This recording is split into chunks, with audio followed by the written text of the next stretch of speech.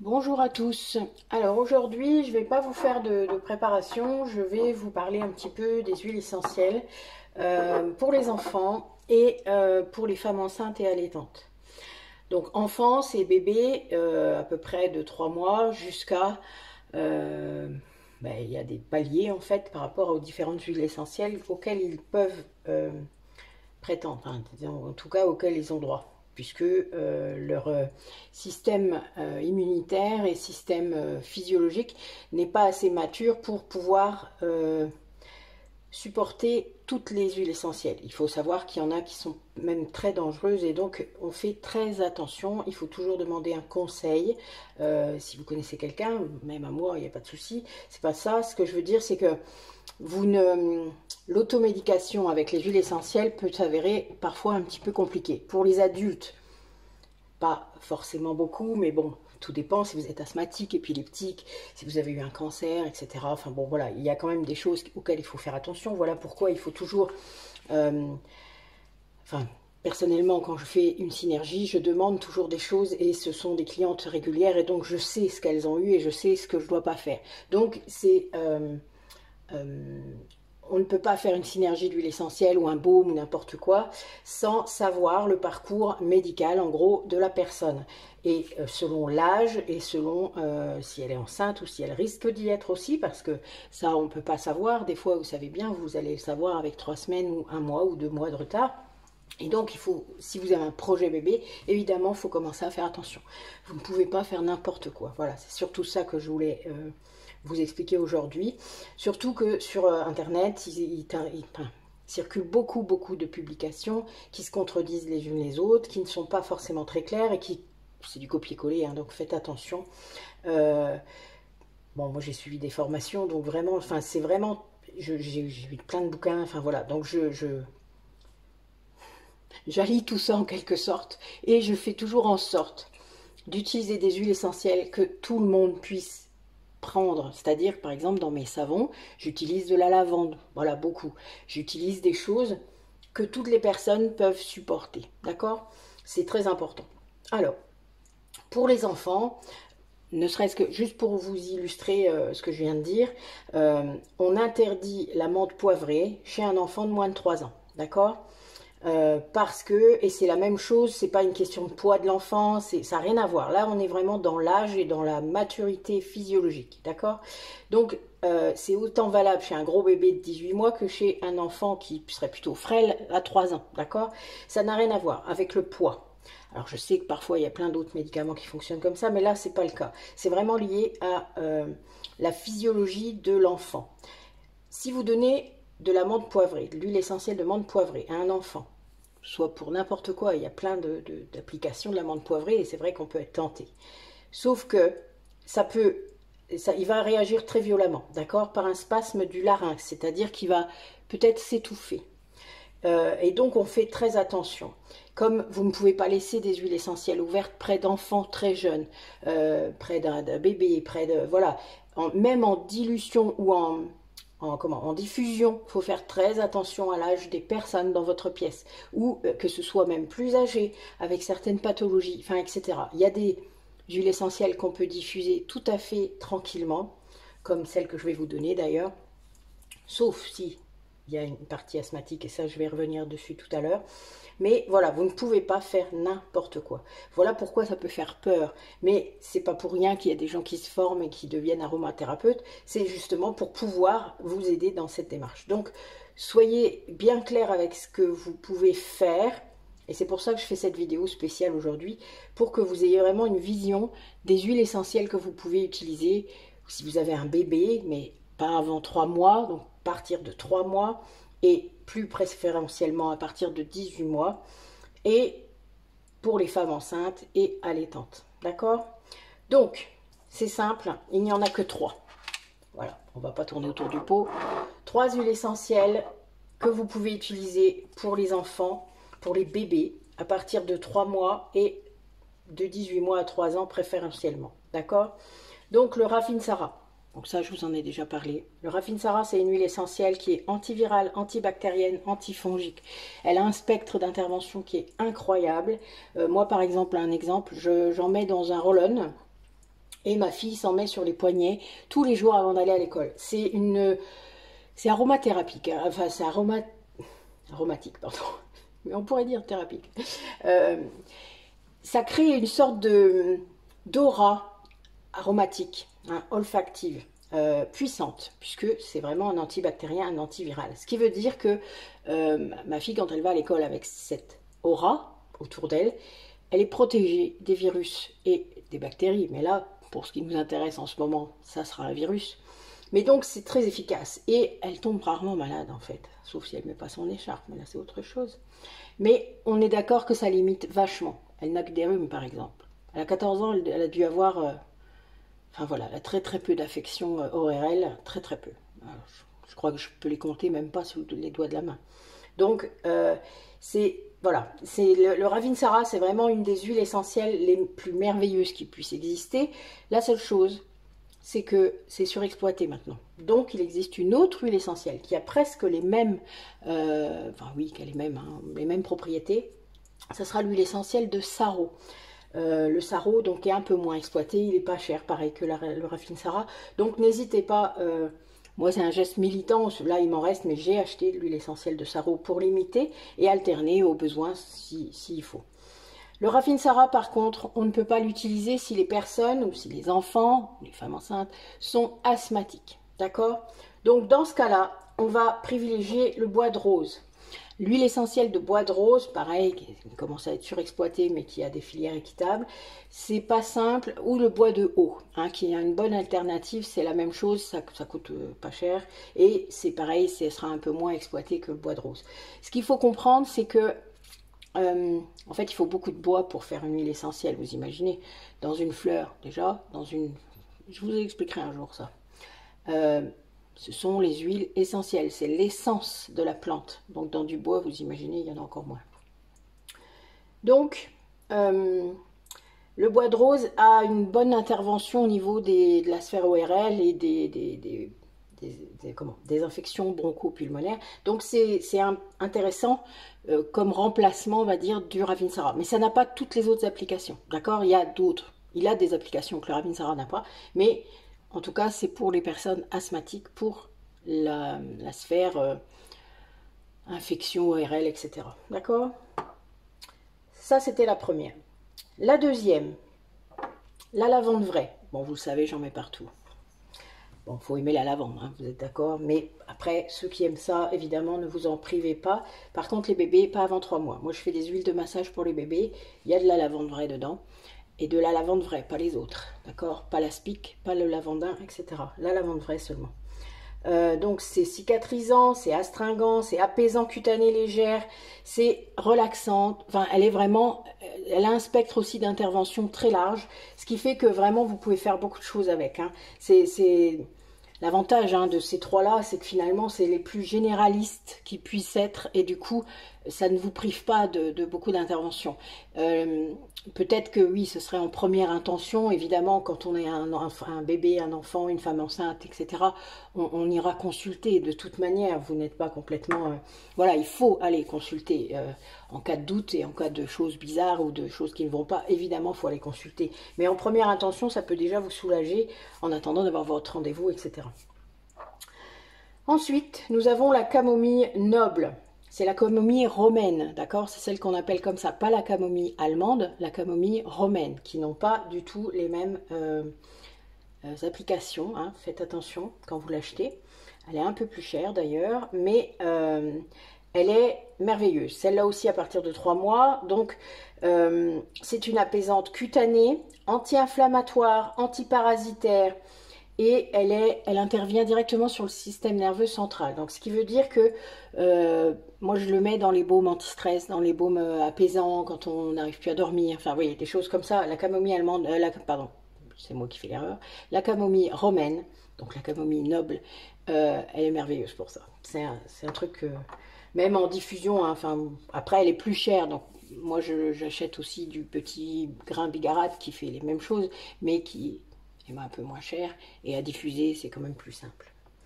Voilà, donc ça sera les huiles essentielles que vous pourrez utiliser. Alors on a aussi un truc au niveau des de la dilution. Je vous ai déjà dit, une huile essentielle, ça doit toujours être dilué dans une huile végétale. Tout le temps, d'accord? Et à un certain pourcentage. Pour un enfant, par exemple, pour un bébé hein, de 1 à 18 mois, vous serez autour de 1 à 2%. Pour un bébé, vous allez être autour de 0,5%. Hein, 0,5%. Voilà, vraiment. Donc, il faut ramener tout. Enfin, il n'y a pas besoin d'en mettre beaucoup. Hein. Vous savez, l'huile essentielle, c'est très, très puissant. Pour un bébé, pour un enfant de 18 mois à 3 ans, vous allez plutôt être entre 1 et 3%. Tout dépend de ce que vous allez faire avec. Hein. Ça va être lié à ce que vous allez faire avec. Ensuite, de 3 à 6 ans, vous allez pouvoir avoir quelques huiles essentielles supplémentaires, comme l'eucalyptus radié. L'eucalyptus radié, il est anti-infectieux, antiviral, antibactérien, expectorant, donc des voies hautes, hein, du haut des poumons, et anti-inflammatoire. Donc celui-là, bon, évidemment, dans tous mes baumes rhumes, il y en a, hein, évidemment. Enfin, sauf si c'est pour un enfant de moins de 3 ans. Là, je ne mettrai que du Ravinsara s'il n'y a pas d'asthmatique. Vous avez compris le système? Voilà, c'est comme ça que ça marche. On peut aussi utiliser le thym à thujanol. Alors, on fait très attention. Il y a plusieurs sortes d'huile essentielle de thym. Le thujanol, c'est celui-là qu'il faut prendre pour ça. Les autres, certains peuvent être très toxiques. Faites attention. Ils ne s'utilisent que dans certaines conditions. Donc, vous regardez bien les étiquettes. Si vous achetez une huile essentielle de thym, vous ne prenez que celle où c'est écrit athujanol, athymol, etc. D'accord? Vous n'utilisez pas une huile de thym lambda, comme ça, où c'est rien d'écrit derrière. Il faut le vrai nom. Ça, je vous l'ai déjà dit. Vraiment, c'est très important. Elle est antivirale, antibactérien, puissant, très efficace sur la sphère ORL. C'est un immunostimulant, ce qui veut dire qu'il va stimuler votre système immunitaire, oui c'est bien ça. Il est neurotonique, ce qui va dire qu'il va vous redonner de la pêche aussi. Hein, et un équilibrant du système nerveux. Donc ça, avec de l'huile essentielle de camomille par exemple, c'est merveilleux. Si vous avez de l'anxiété, des tas de choses comme ça, ça va super bien marcher. On peut aussi utiliser le basilic tropical. Donc le basilic tropical, c'est un antispasmodique, donc il va plutôt être au niveau de la sphère digestive et nerveuse. C'est-à-dire si votre anxiété par exemple se répercute sur vos intestins, sur votre estomac, enfin voilà, sur la sphère digestive. Là vous allez pouvoir vous masser directement, alors toujours en dilution, hein, je le répète, mais c'est très efficace. Et également les huiles essentielles de mandarine et d'orange douce qui sont sédatives, calmantes, relaxantes. Voilà, ça c'est vraiment très important. La seule chose, elles sont photosensibilisantes, comme tous les agrumes. Hein, je vous le dis beaucoup pour le citron, mais la mandarine, l'orange douce, tout ça, ça fonctionne, la bergamote, enfin tous les agrumes. Et il faut faire attention quand il y a de la lumière. C'est pas seulement le soleil, c'est la lumière. Quand vous avez, imaginez, vous en mettez, alors, pour l'apaisement comme ça, pour la relaxation, vous allez peut-être en mettre derrière vos oreilles, vous allez peut-être en mettre sur votre front, ça peut arriver. Alors, dans ces cas-là, on ne sort pas au soleil, ça c'est sûr. Si vous n'en mettez que le soir, vous en mettez derrière les oreilles, dans la nuque, sur le plexus solaire, sous les pieds. Voilà, ça va, il n'y a pas de souci. Dès le moment où il y aura pas, où la lumière ne pourra pas agir et vous faire des rougeurs, des boutons, enfin, vous voyez, photosensibilisant, ça veut dire ça. Hein. Ça veut dire qu'à force, il peut y avoir des réactions liées à la lumière. Donc, on évite ce genre de choses, mais à diffuser, c'est merveilleux par contre. Hein, la mandarine et l'orange, les enfants de plus de 3 ans, je le rappelle, donc de 3 à 6. Là, on peut utiliser ça dès 3 ans à diffuser. Il n'y a vraiment pas de souci. D'ailleurs, alors on évite de diffuser dans leur chambre. Hein. On les diffuse quand ils ne sont pas là. C'est-à-dire, vous diffusez dans les chambres pendant un quart d'heure, pas plus, il n'y a pas besoin, 1 heure ou 2 avant. Et ensuite, vous pouvez faire venir l'enfant dans la chambre. Ensuite, la dilution aussi va augmenter. C'est-à-dire que vous allez pouvoir, entre 3 et 6 ans, augmenter le pourcentage de dilution de 3 à 5%. Donc pour un baume rhume par exemple, vous allez mettre de l'eucalyptus, peut-être un peu de thym à thujanol, et puis ben, pourquoi pas du Ravinsara ou un peu de lavande, enfin voilà. Vous allez pouvoir vraiment avoir une synergie qui sera très efficace et voire vous pouvez aller jusqu'à 10% sur 2 jours. C'est-à-dire que le rhume, là, il va être tué dans l'œuf. Hein. En gros, ça va être ça. Et c'est très efficace, hein, vraiment. Bon, personnellement, je ne suis pas enrhumée souvent. Mais ma fille l'est. Donc, de toute manière, toutes les synergies, tous les baumes que j'ai pu faire, c'était pour elle. Pour moi, un peu, mais bon, plus pour elle. Mais c'est normal. On commence toujours par son entourage, hein, vous le savez bien. Ou par soi. Moi, c'est les dents. Chacun ses petits mots, hein, MAUX. Donc vraiment, il faut toujours s'adapter et surtout, moi je suis une adulte, elle c'était une enfante quand on a commencé, donc j'ai toujours fait attention et fait en sorte que c'était adapté à son âge, d'accord? Donc ensuite, à partir de 6 ans, d'autres huiles essentielles vont être possibles. Donc on va pouvoir utiliser l'eucalyptus globulus. Alors, l'eucalyptus globulus, c'est un expectorant, un mucolytique, antiviral, antibactérien, mais des voix basses. Donc, ça veut dire que là, les bronchites, vous savez, qui vous prennent... Moi, j'en ai jamais, je ne peux pas vous dire. Mais, voilà, pardon. Et ça, comment? C'est vraiment très efficace, hein, vraiment très puissant. Pareil, dans un baume, hein, un peu comme le Vicks Vaporub, hein, moi c'est ce que je fais comme une synergie que vous allez masser sur les endroits où vous avez besoin que ça agisse. Personnellement, je passe toujours par le cutané, d'accord? Avaler, c'est plus compliqué, il y a beaucoup plus de contre-indications d'ailleurs, il faut faire très attention, même si c'est sur un comprimé neutre. Enfin voilà, bref, moi je garderai ça pour les adultes parce que réellement, c'est pas si simple à comprendre et à faire.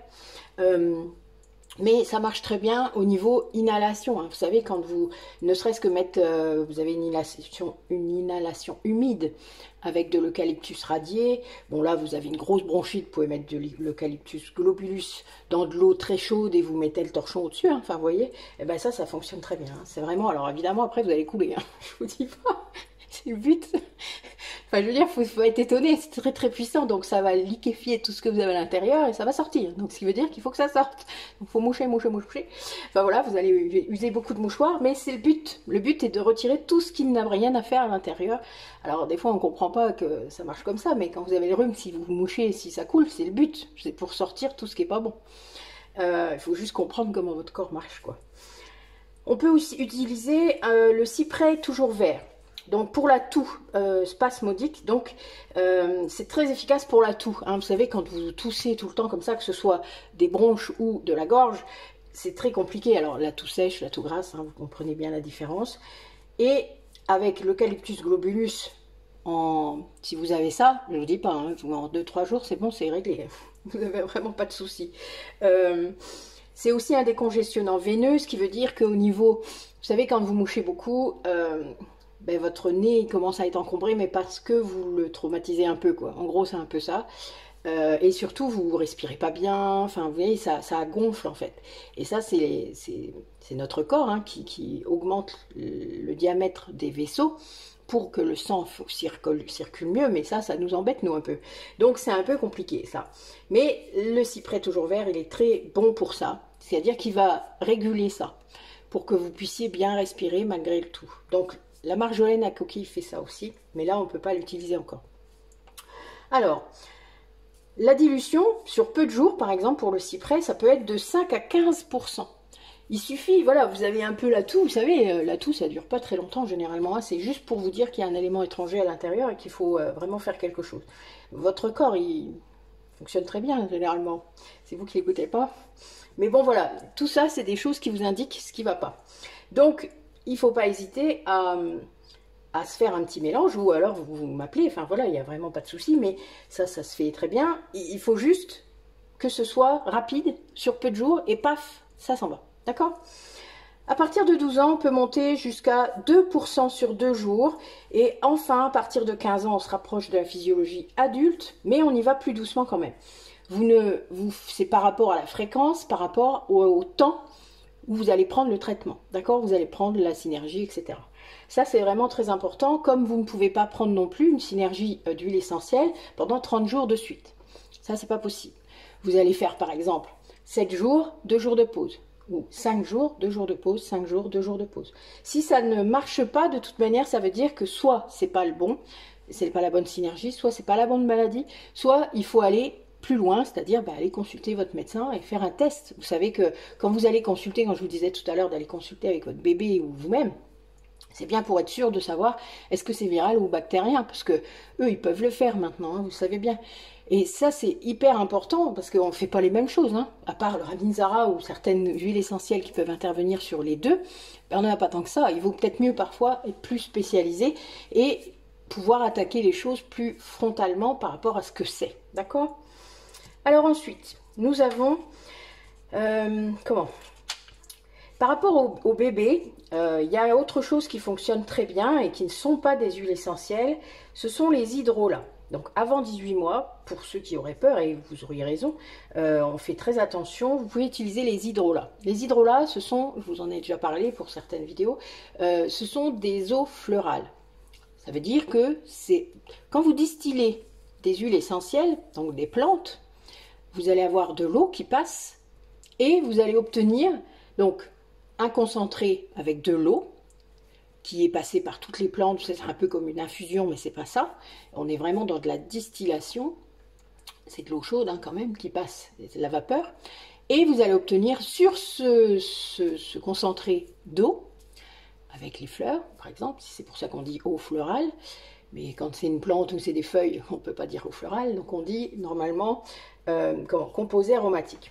Donc, on va avoir l'huile essentielle, quelques gouttes d'huile qui seront extraites, qui seront plus concentrées. Voilà, vous voyez la différence? Donc, l'eau fleurale, c'est ce qu'on obtient en même temps que l'huile essentielle quand on fait la distillation. Donc, c'est un produit qui a toutes les propriétés de la plante ou de la fleur que vous avez distillée, mais de façon moins concentrée. Donc, c'est très, très bien, très efficace, vous vous doutez. Moi, dans tous mes savons, il y a un hydrolat particulier pour le guérisseur sur la peau très sèche, eczéma, etc. C'est de l'huile essentielle, pardon, je vais y arriver, c'est de l'hydrolat de camomille.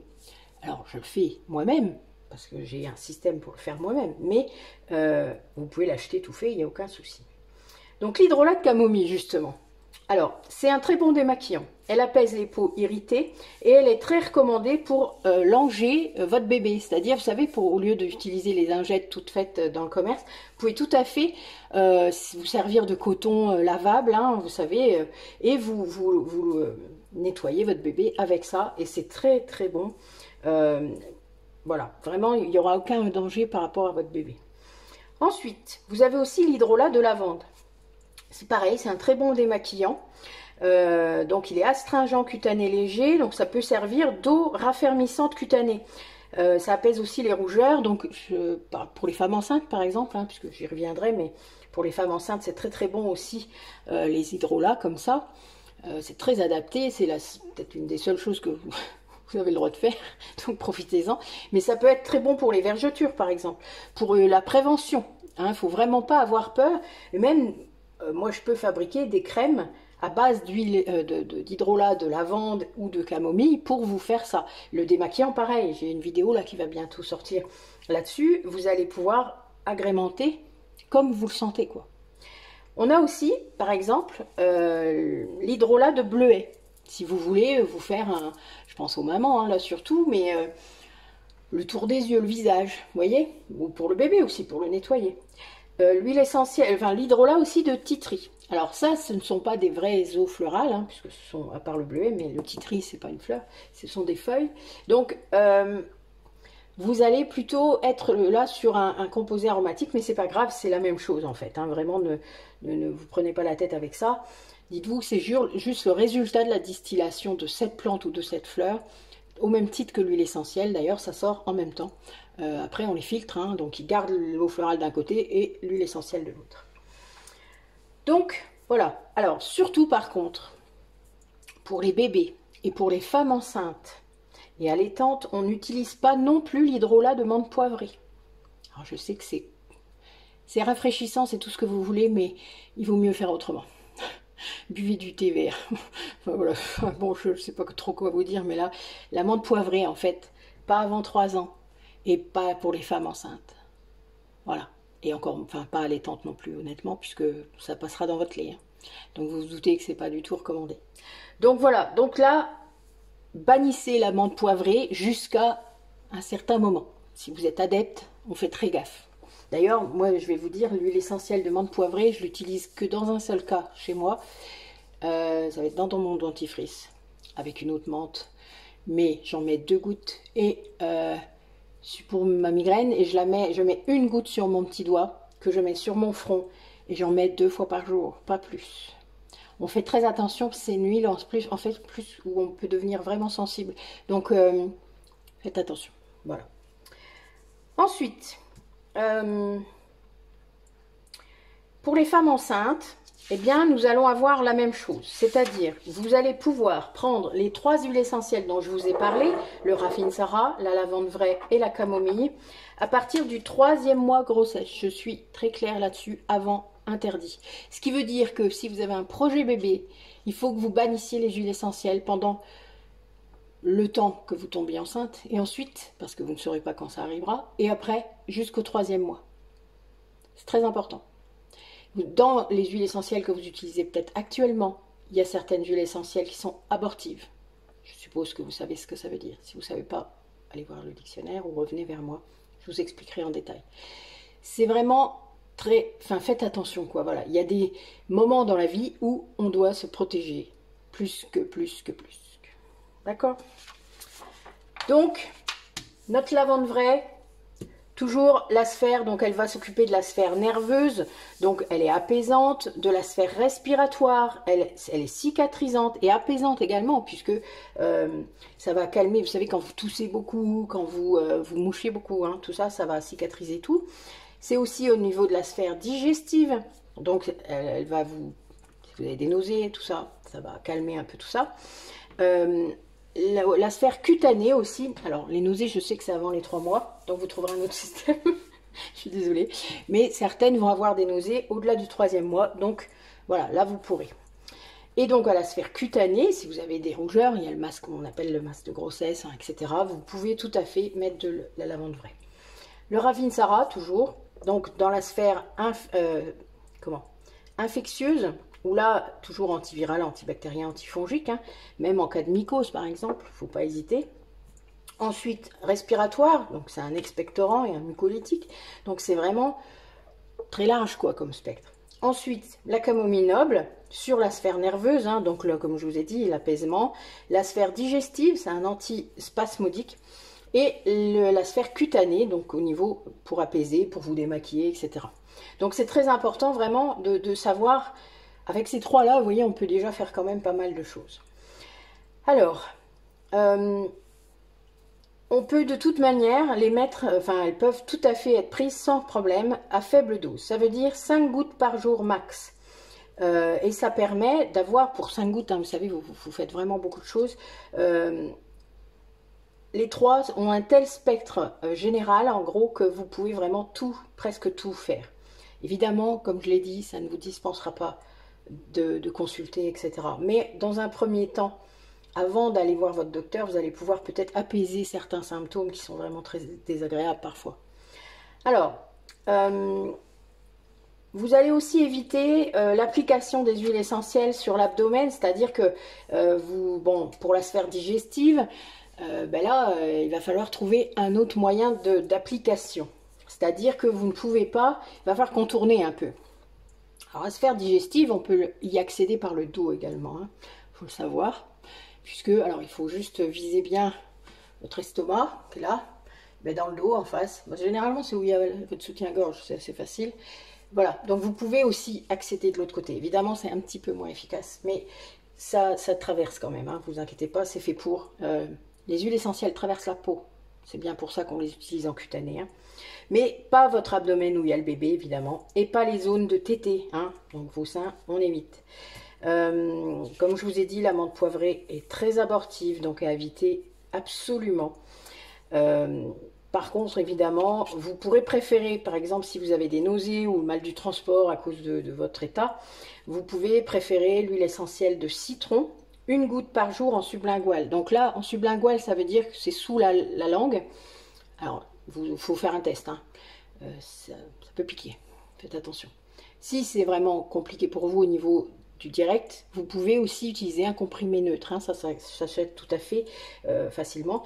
Et vous mettez la goutte, et c'est 1 par jour par contre. Donc vous voyez, vous ne pouvez pas renouveler toutes les heures. Donc c'est pas simple. Je sais que c'est très restrictif, mais c'est comme ça.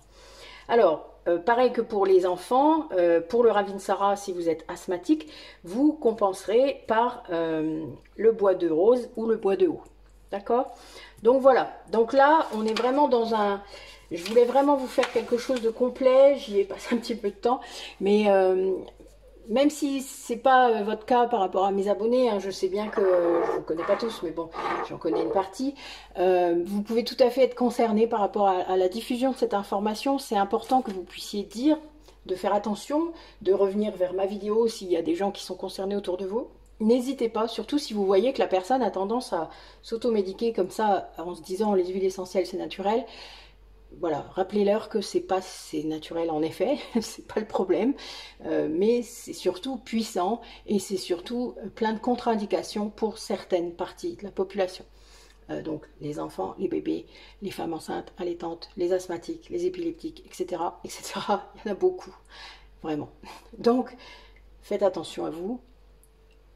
Si vous avez la moindre question, n'hésitez pas à revenir vers moi, soit par les commentaires, soit directement en MP. Enfin, vous avez mes coordonnées sous chaque vidéo.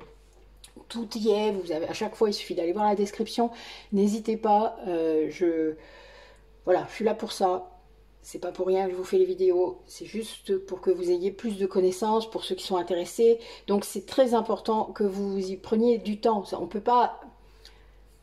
peut pas aller vers tout ça sans se former un minimum, c'est-à-dire sans au moins avoir les connaissances ou aller vers quelqu'un qui les a. Voilà, c'est comme ça qu'il faut faire. Sinon, vraiment, c'est la cata. Et ça va être contre-productif parce que s'il y a de plus en plus de gens qui se trompent et qui ont des effets, eh bien évidemment, on va dire, ah ben non, faut pas utiliser ça. Ben, vous voyez, ça peut que être négatif après. Et c'est bien le problème.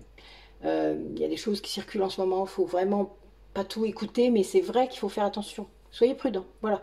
Selon la catégorie où vous êtes, vous avez eu un cancer par exemple, ben, en effet, il y a des huiles essentielles que vous ne pouvez plus utiliser. C'est tout, c'est pas grave. Il y en a d'autres. Sachez qu'il y a toujours des huiles essentielles pour remplacer celles que vous ne pouvez pas utiliser. D'accord? Voilà. Ben, écoutez, merci d'avoir regardé la vidéo.